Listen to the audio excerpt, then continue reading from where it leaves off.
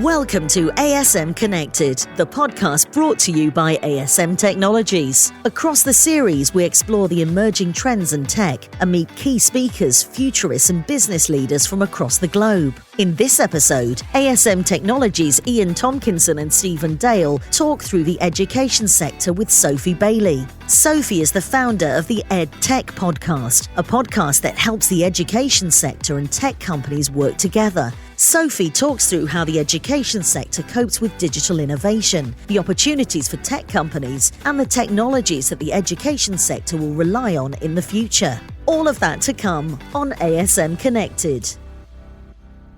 Welcome back to the ASM Connected podcast.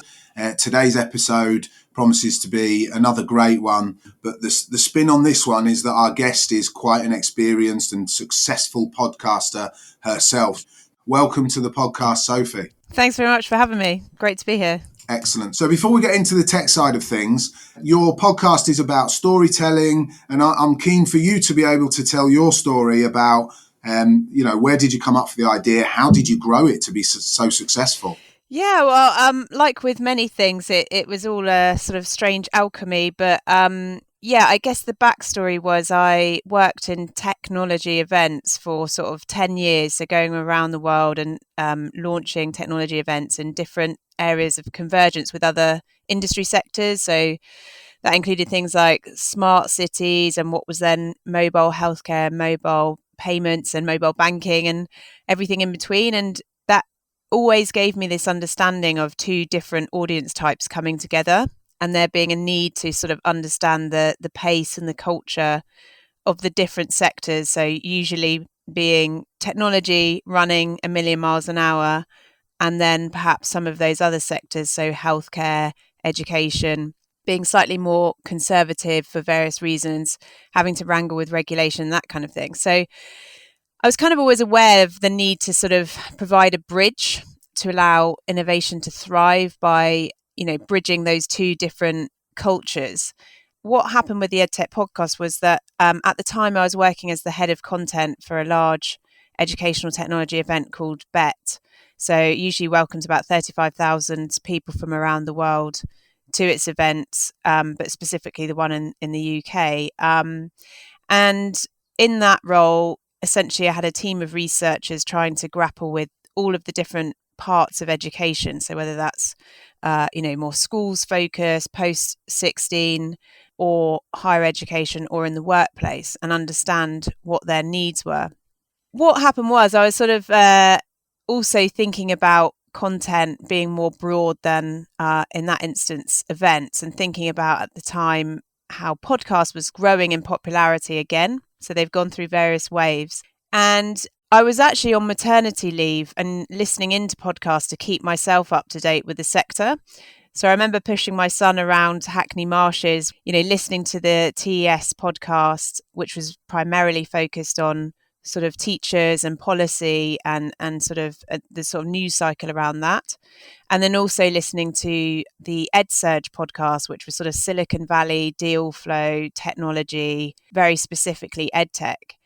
And I thought that there was a gap in a podcast which essentially looked at the innovations that were happening and brought the two together, because there was quite a sort of tendency to be quite lazy at the time around EdTech companies getting the violin out that they couldn't get into schools and pilot their stuff. And then schools sort of thinking, or educators broadly thinking, well, look, these guys are just commercial.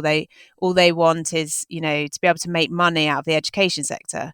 Whereas the reality is, if you're going to make money, the EdTech sector in a quick way, this may have changed in the last 2 years, but it wasn't the most obvious place to go. So the reality was that most people were, had some element of altruistic behavior and really wanted to make a difference. So I thought there was merit in creating something that was bringing people onto the show to surface what they were doing and to kind of aid understanding from both sides. So that was 2016. And so, I put together my 3 episodes, which at the time looked at sort of the turnaround story of education in Hackney, because that was where I was living at the time, and looking at the fact that a lot of EdTech companies in the UK were also based out of Hackney as well. And so I got my first 3 episodes together, and then April 29th, 2016, finished my 3-month notice period, and essentially had taught myself by that point with various YouTube channels and buying some kit just to get going, and kind of finished up at my work and launched the EdTech podcast with 3 episodes as I sort of walked out the door. So it's been a wild ride, and it's 6 years this year. So there's been obviously some pretty major changes in EdTech during that time. Timing wise, I guess you were a pioneer, certainly. And obviously the story of bringing the two audiences together, I think, is quite unique. And the way you've explained it, it certainly is more alchemy than serendipity, perhaps. There's a lot of thought gone into that. And I guess you didn't know just what change was going to come down the line. So that's a fantastic story. And that leads me nicely in, actually, to just delve a little bit deeper into that education sector, because as you've said there, it's had to be really agile. It's had to adapt really quickly. And how do you think, maybe compared with other sectors, has education coped? Is agility something that gets talked about a lot in education, like it does perhaps in the tech sector a little bit more? How are they getting on? Yeah, I mean, it's a really good question. I think that overall, the education sector was one of the sectors that was, so under pressure and so affected by the pandemic that, it did incredibly well. And if you look at the numbers internationally, absolutely huge numbers of people suddenly picked up remote learning, homeschooling, enabled by technology. So I think, probably for most schools, the story was something like finding out that was happening Wednesday, Thursday, and by Monday, pretty much having all of the infrastructure ready to roll and people accessing that the next week. I think there is a variety of experience. So this is something that I'm sure is shared with you across other sectors. But, some schools that had done the groundwork with digital transformation, with professional development of their teams into teaching online, or, triangulating school work between parents, the schools, and, anyone else who might need to access that. They had a kind of head start. Others who perhaps had not made that start found that really difficult and suddenly, were scrabbling around. And there's a great deal of knowledge sharing, which was, again, a huge part of how the education sector supported one another. I think the picture in schools was pretty much dominated by big tech. So if you think about, Google Classroom or Microsoft for schools, they pretty much provided the backbone of what was needed. And, the EdTech sector is pretty varied. So it can provide sort of back-end services as well as, upfront pedagogical services in the classroom. Of course, in this instance, it was the ability to enable kids, and some new services popped up. So things like Oakland Academy. And some of that as well, some of what works sometimes is really low tech as well. So obviously, sometimes it was thinking about, how can we use television in this instance to really kind of plug the gap. But the other thing that happened in the first instance was that lots of EdTech companies offered their services for free for a certain period of time and had huge uptake of those services. And maybe of interest to your listeners is the fact that, I think that there were some instances of issues with uptake and then cloud services and scaling, but that kind of all balanced out. And in fact, your numbers at the beginning, so the 40,000 per month was sort of the peak in 2020 when people were really desperate for information around EdTech. And in the same way that lots of these companies experienced that kind of peak and then a leveling off. So I went from about 10,000 downloads a month to 40,000 at the peak, and now back around 20,000. So I think a lot of people went through that kind of cycle. And then in higher education, again, I think it's brought to bear some really difficult questions that we were talking about on the podcast for years, and now they became absolutely critical. Like, what is your hybrid offer? How do you work alongside online learning offers? How does that affect your fee structure and that kind of thing? So the overall picture was very agile.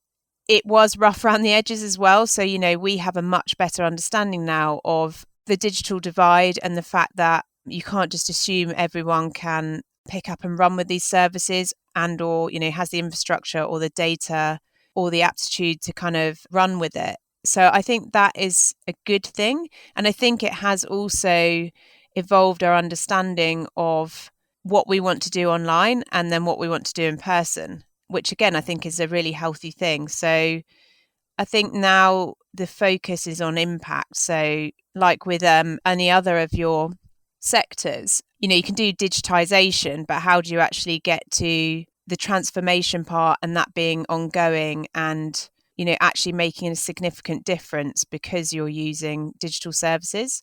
And then just very quickly, I don't have a great view on other sectors. I'm pretty much heads in EdTech, but one of my other hats is working, and one of the series partners for vocational learning technology is the UFI VocTech Trust. And through that, I've seen some really amazing innovation and agility for other sectors. So, for example, the construction sector and apprentices and needing to continue training remotely and using technology to help aid that.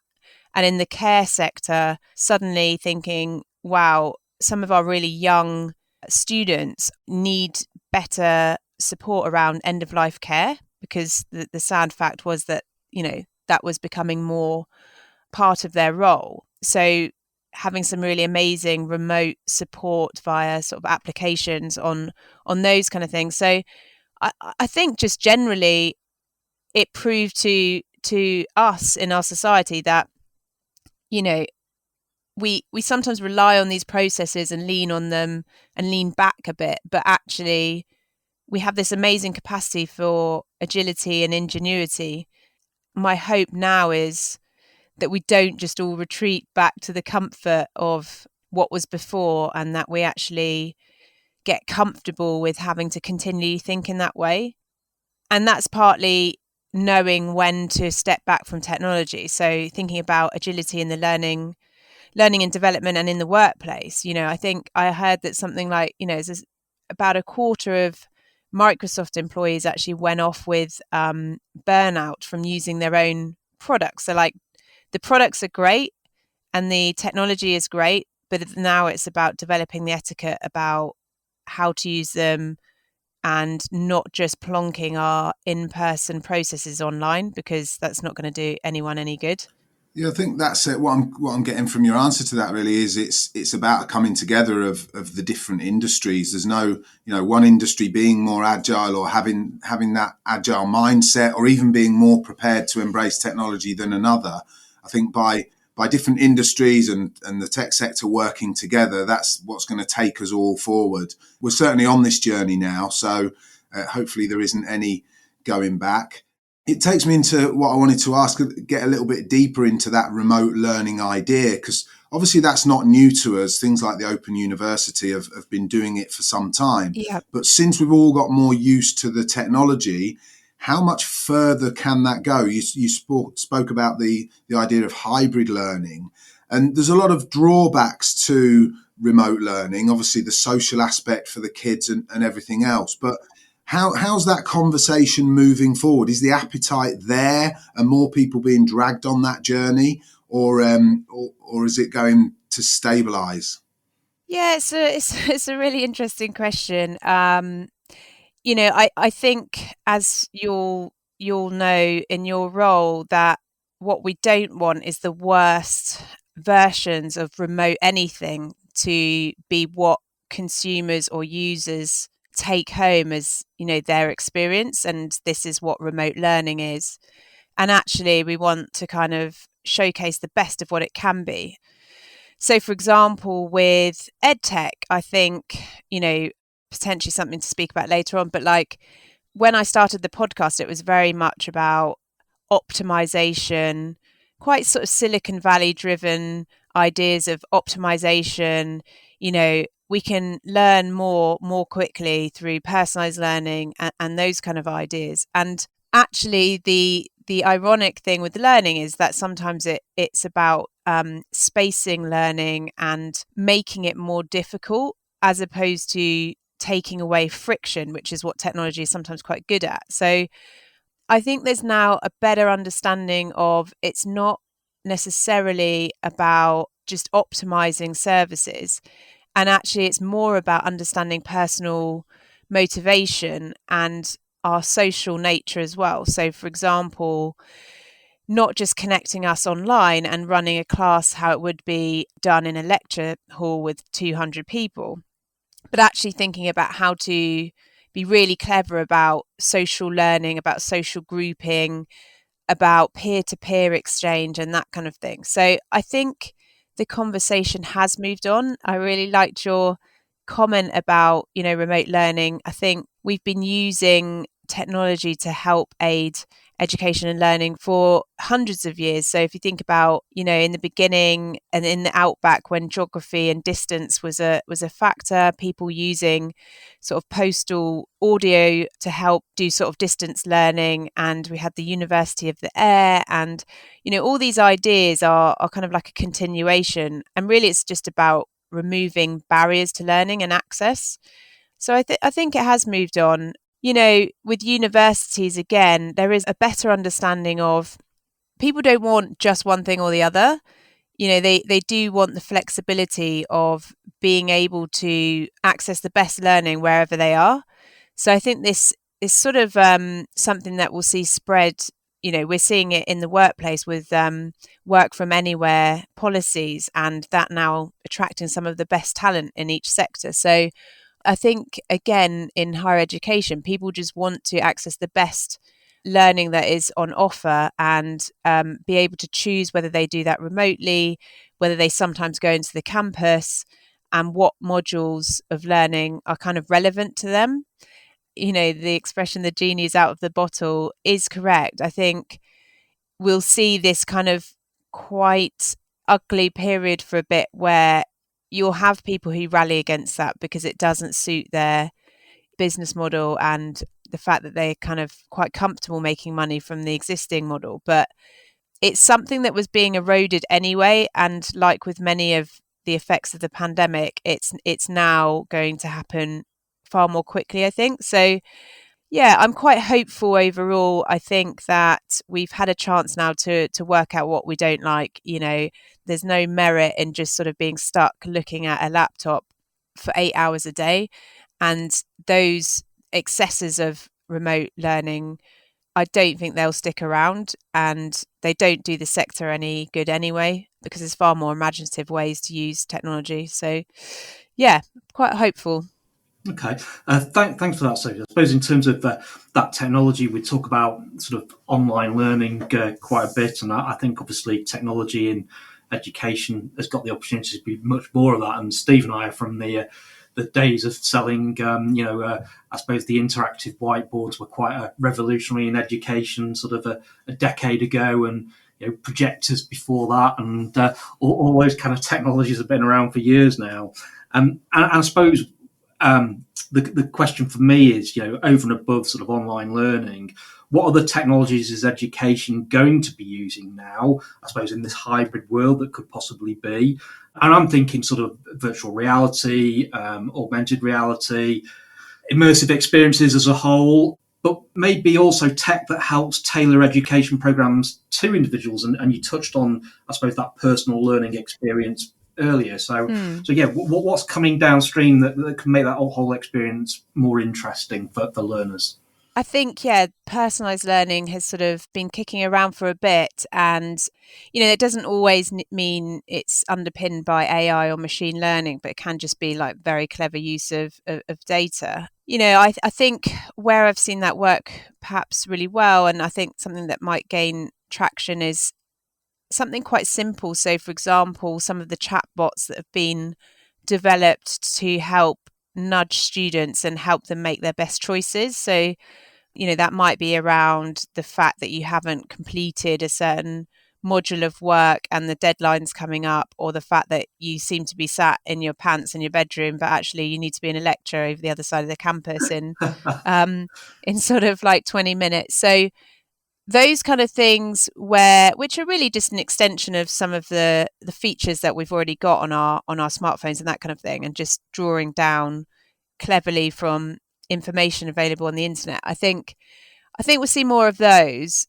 I think the unsexy sort of administration side is actually where I get really excited about technology and about AI, in the sense of technology that just takes away the boring tasks that take time and don't use the best of our human capabilities, and being able to offload that, for example, in the instance of schools, so that teachers can focus on the creative task of, guiding and nurturing their students' learning.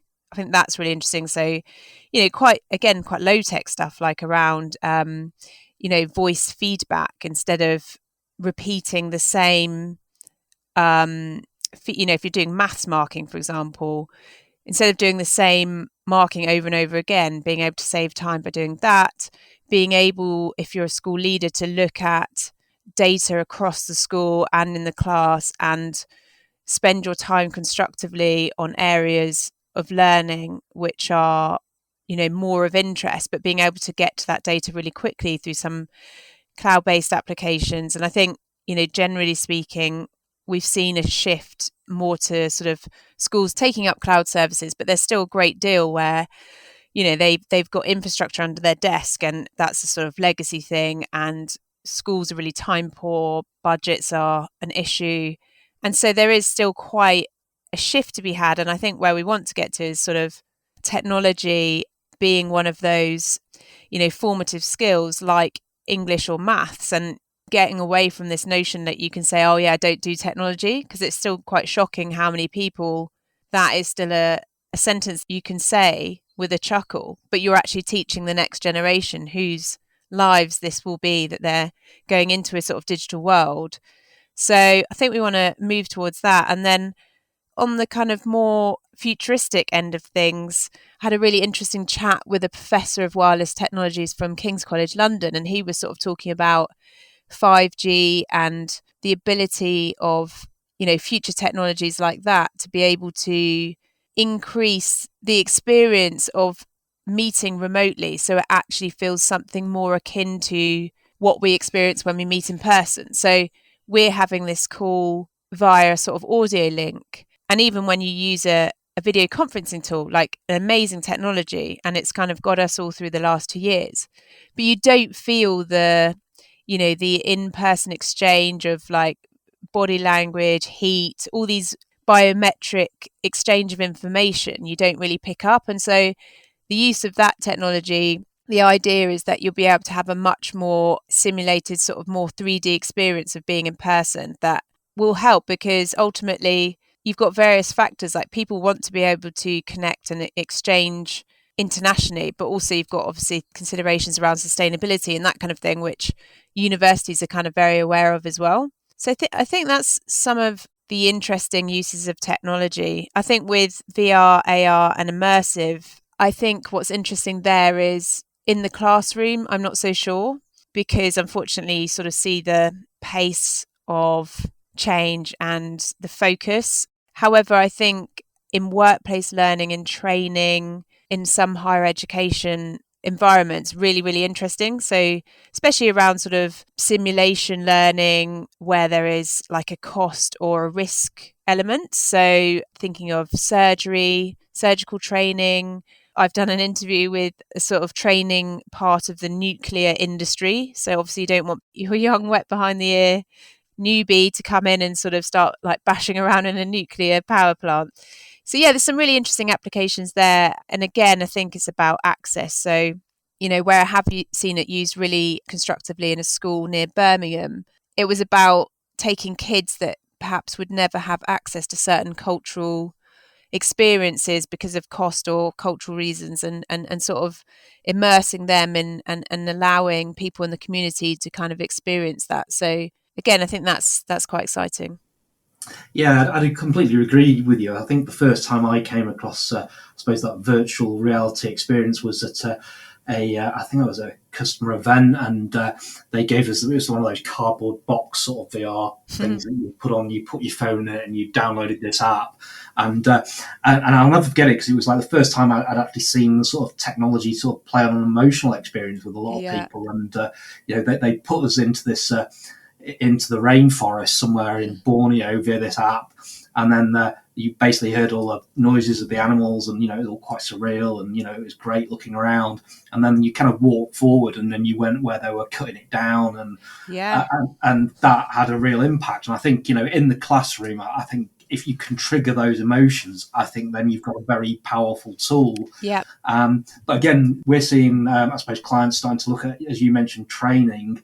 People looking at VR for training warehouse staff of how to go pick a box and where the code will be on the box, and getting them to do that repetitive training without actually cluttering up the warehouse floor, etc. Yeah, that's really interesting. Yeah, I agree. I was at the Global Teacher Prize, the conference alongside I think it's called the Global Education and Skills World Forum one year, and they had some VR experts from Stanford University there, and I had a go with what they were doing. And it was essentially, you put on the headset and you're on a bus. I think you wake up and you're in your own room, and then basically it's sort of, it was an interaction with homelessness essentially, and sort of putting you in the shoes of someone that loses everything around you, and then you're trying to maintain your own safety. And it was really spooky because there's someone sort of trying to grab your bag on the bus, so you turn around and suddenly they're there. And I think they've got like a whole department around VR and empathy building. And I think that's, again, really fascinating. And I loved your Borneo example, because when I left school, I actually spent 7 months in Sarawak. And I saw that firsthand, sort of walking through the rainforest, and then coming to a massive bit that had been deforested, and just, very stark. So I can imagine that working really well. I like when thinking about immersive experience, the recent examples in the sort of teaching of arts, really. If you look at, was it the Van Gogh displays at the arts museums? It toured the country, and it was an absolute fantastic way for people to engage in the art. It brought it all to life, and I think it will really inspire kids to get closer to the art than they might normally be able to do. So that's my favourite example.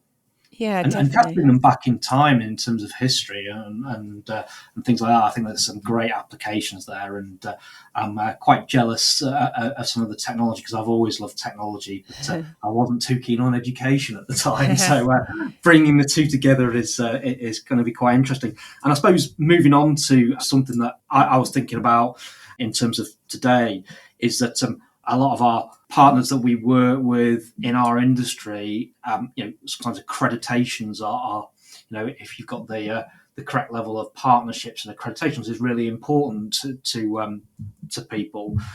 And obviously, we're all familiar with Ofsted reports, and if you've kids are off to school, you're looking at the local schools, which one's performing well. I can see a shift though, and this came out. My daughter's school is described as an Apple distinguished school, so they use Apple technology, and they're quite heavily in. They use iPads a lot, and it's all quite cool. But I'm aware that some schools have this accreditation. Could tech accreditations, in your opinion, become as important as those Ofsted ratings or that Russell Group status for universities moving forward? Yeah, it's an interesting question, this one. In short, no. They are obviously, I think what they signal that's useful is, the fact that if you are reviewing your digital strategy, and you see the school down the road has an Apple Distinguished School merit, then it would be sensible to go and talk to them about how they went about that. But obviously that's from one ecosystem perspective. I think from a prospective parent, it depends. I think, again, if you are keen on the school leveraging technology, I think for example, if it was me, that would be interesting, because I know of how that can work, but I would very much take that into consideration alongside everything else that the school offers and the overall culture and that kind of thing. I think what's different to the Ofsted rating is Ofsted is obviously like an independent regulator. And so I think something a bit more similar would be, something like the EdTech Demonstrator School program, where essentially this is like a network of schools that are shown to be doing very well in having a well thought through digital strategy, and sort of reaching out to other schools or having other schools come to them to learn from how they've gone about that, and to sort of share knowledge around that. And those are not sort of system specific. So there's that, and that's kind of like a a mimicking of something like the Research Schools Network, which again is doing the same thing, but not technology specific, but more focused around research. And then, I think the Russell Group analogy is quite interesting because that is more similar, as it's a self-selecting group and it's about representing its interest to Parliament. So I think, I don't know. I'm sort of quite ambiguous on that. I think what is useful for schools, there's a couple of tools out there. So the British Educational Suppliers Association have one. I think it's called LearnEd or something similar. And then there's another one called EdTech Impact. And there's a few others where you can go and you can review different technologies available. And then you can kind of do that in context to some degree by size of school or geography or need, like focus need and that kind of thing. So I think the fact that it's from one vendor is interesting. That said, I think if people understand that, there is, use in it. But there was an interesting article that came out, I don't know, about 3 or 4 years ago now, and it was actually interrogating some of these accreditations and, saying we just need to be a bit careful around sponsorships and what they infer. So it's an interesting one. Yeah, no, absolutely. And I suppose from my perspective, obviously working in the tech sector,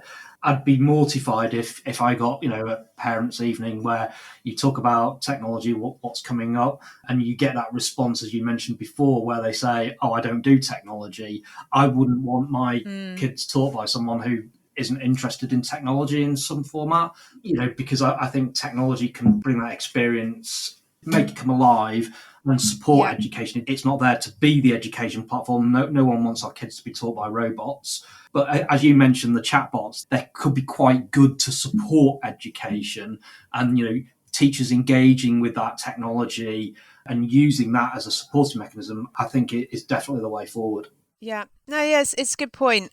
It's incredible how much work is still to be done, really, just even from the point of view of things like infrastructure. So I remember speaking to a small school on the border of Scotland and, they still didn't have the Wi-Fi or the internet needed to enable lots of these services. So I think there's such a spectrum out there of technologically enabled schools.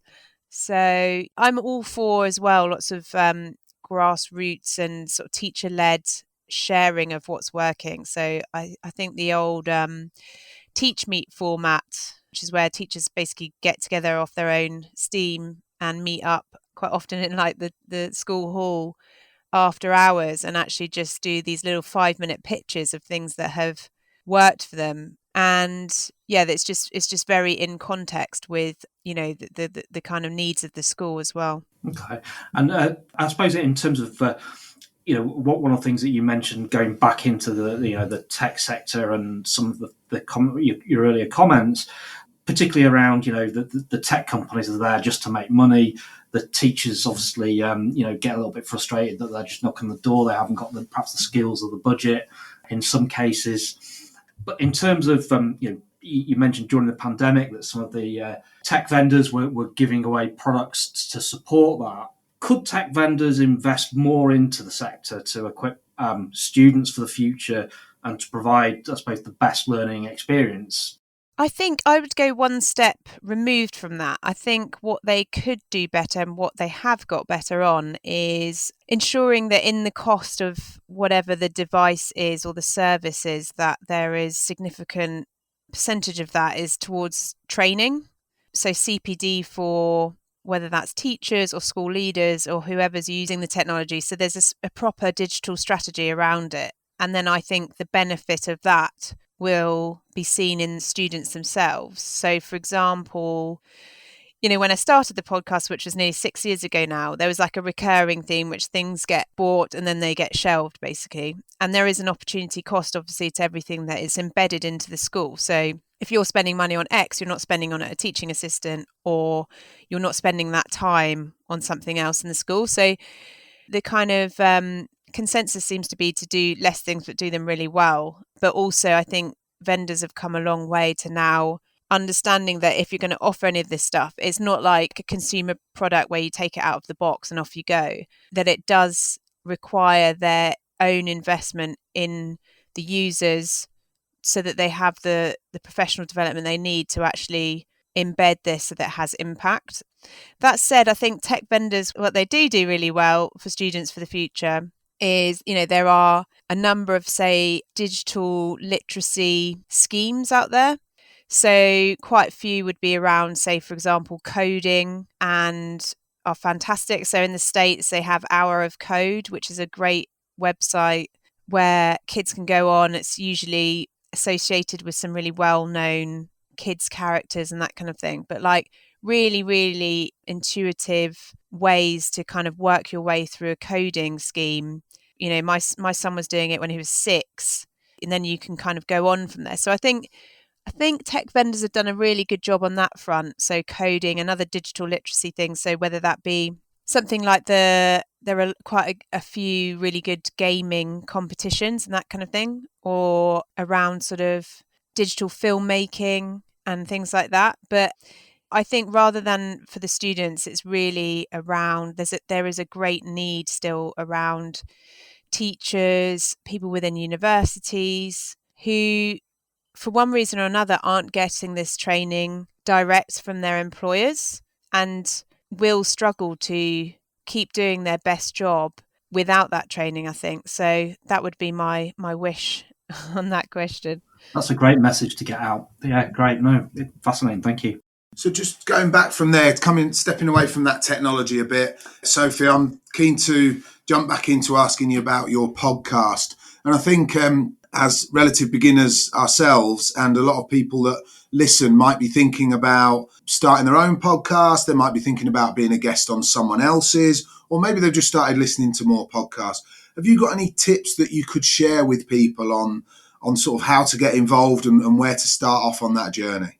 Yeah, definitely. I think 900,000 podcasts got started in 2020. And there is this phenomena called pod fade, which is, which is where that initial enthusiasm and busy schedules or, whatever obstructing factors it may be get in the way, and your episodes start coming out sort of less and less. So what would be my recommendations? I think basically there's a whole wealth of information out there. So do the basic reading. Quick plug, I do have a How to Launch a Podcast course, which is available on the EdTech podcast website.